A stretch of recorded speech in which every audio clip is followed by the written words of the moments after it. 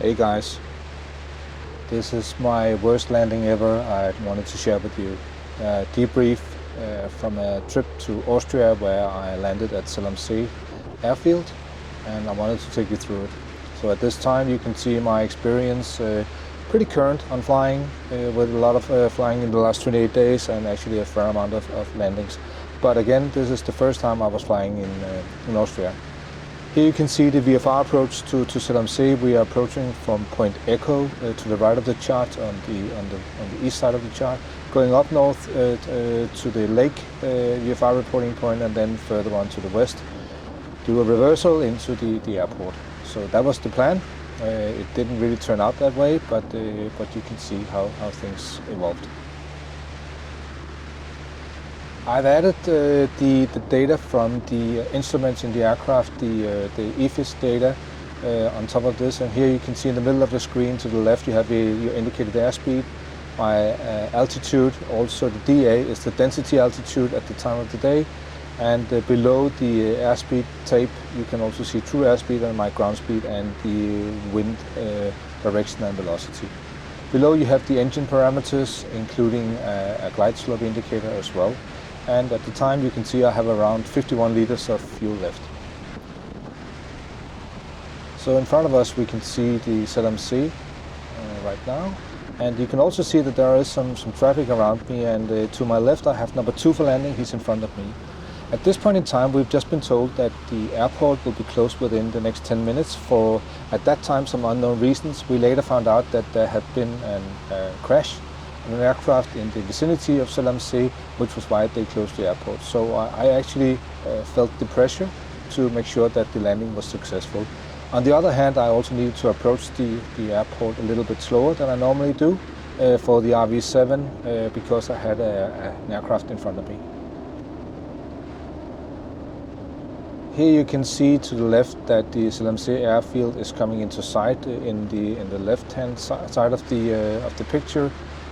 In front of me I still have number 1 for landing, and I'm actually here making my first mistake by overflying an area that was not supposed to be overflown.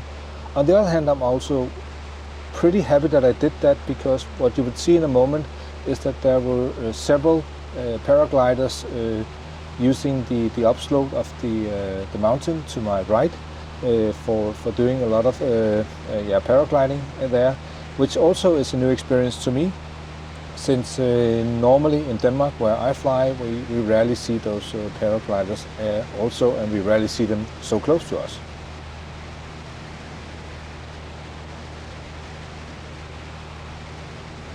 And you can see number 1 for landing to the left, and then I have paragliders below me and also slightly on the same altitude as me, coming pretty close. And they come into sight only short before I actually see them. My indicated airspeed right now is only 83. Normally on the downwind leg for the landing with the RV, I'm usually flying at 100 knots indicated. So here I'm actually pretty slow. Obviously my true airspeed is a little bit higher, since I have I'm almost in 3,500 feet for the landing. You can see now a number 2 coming in for landing, and actually at this point in time I'm number 3. Which was also a little bit of a surprise to me. More paragliders coming into view, and I'm also not low on fuel. I have about 1 hour and 15 minutes flight time left in cruise, and had the plans to deviate to Innsbruck if I was unable to land at Selamsee. So now it's time to turn left base for the runway, which is no really big deal. I can see, and I'm also hearing, that the preceding aircraft had already landed, and the next one was about to land. Again, now I'm going actually quite slow. I think I'm on 2 notches of flaps at this point.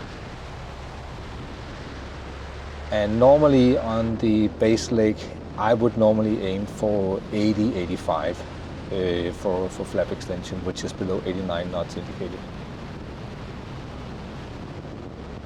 So here, super slow, around 70. I would normally hit the threshold at the runway at around 62 to 65, which seems to be pretty good for the RV7. That gives a not so long float down the runway, but I'm keeping it quite slow, and in order to have the preceding aircraft ahead of me, so it would be having the time to vacate the runway before I land.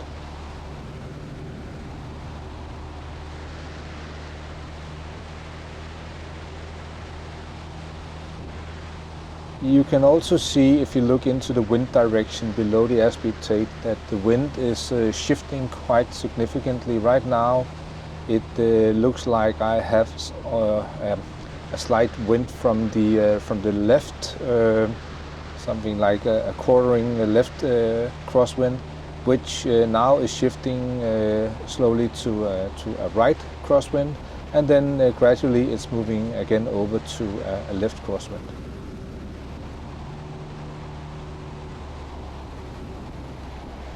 Down to 64 knots, 65 knots, fairly steep approach right now, about 4.5 degrees, a little more than normal, but nothing unusual for the RV. I'm coming close to short final, and this is where you'll see I'll make my mistake. I can tell you that the flaps extended airspeed for stalling is around 48, and I'm already down to 62, which would normally be across the threshold, so a little bit slow here. And I'm doing the round up a little bit more, and this is where you see that I'm making the mistake, pulling back, and here you got the stall, and it bounces a lot, and then I'm going off to the left, and then I'm going back to the center line.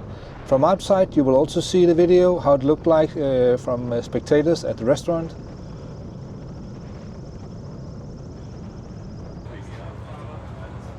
So definitely not pretty.